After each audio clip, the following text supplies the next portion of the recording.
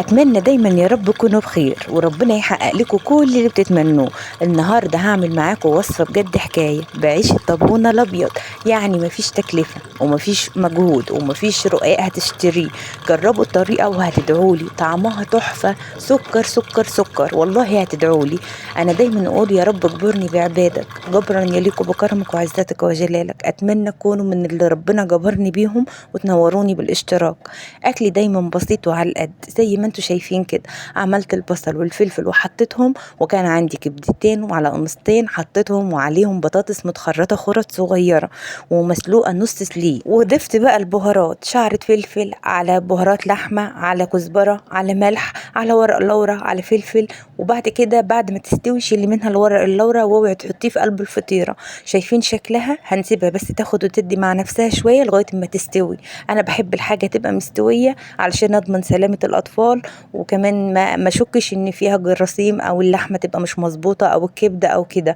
العيش بقى بتاع الطابونة الابيض استفدت بيه جدا جدا في الوصفة دي. شوفي لما بتحمري العيش كده وتحطي عليه شوية سمنة بيبقى طعمه كباب لوحده. تخيليه بقى في الوصفة دي عامل ازاي. هنفرش الصينية مطرح ما حمرنا فيها العيش كده.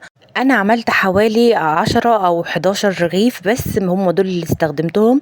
وبعد كده وضبت البيض، والبيض ده حطيت عليه شعرة قرفة عشان الزفارة وشعرة فلفل اسمر. والبيض ده فايدته في الوصفة ان هو بيخلي العيش يلزق في بعضه ويبقى متماسك. وبعد كده نزلت باللحمة اللي انا عاملاها ومعصجاها او الكبد والقوانص. لو انتوا عايزين تحطوا لحمة ومتوفر عندكم وماله، ممكن تعملوا بالفراخ برضو والشاورما.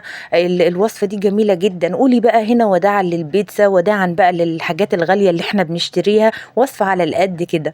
هفرد اللحمة كويس جدا وفردتها، وكنت حريصة ان انا احط كمية البصل والفلفل كتير عشان تكتر معايا الوصفة. وبعد كده نزلت بالجبنة الموتزاريلا وبقيت العيش حطيتهم من فوق. وهسويه كويس جدا، وهتلاقي فيه فراغات. كسري الرغيف اللي فاضل واملي الفراغات دي زي الرقاق بالظبط. وبعد كده هنزل بشوية شوربة، بس كان باقي معايا شوية بيض حطيتهم فوق الوش قبل ما انزل بالشوربة.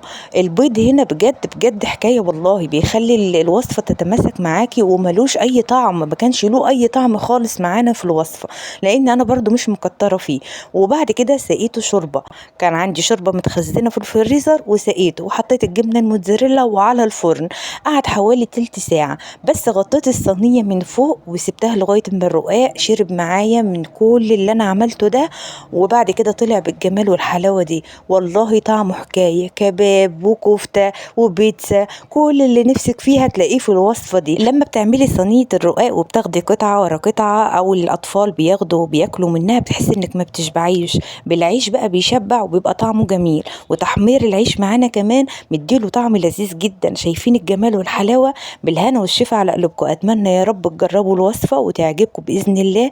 واتمنى كل اللي اشترك معايا ينورني باسمه في التعليقات. انا ماليش اصحاب وانتوا عيلتي على الميديا. واستنونا فيديو جديد. هبة محمود والسلام عليكم.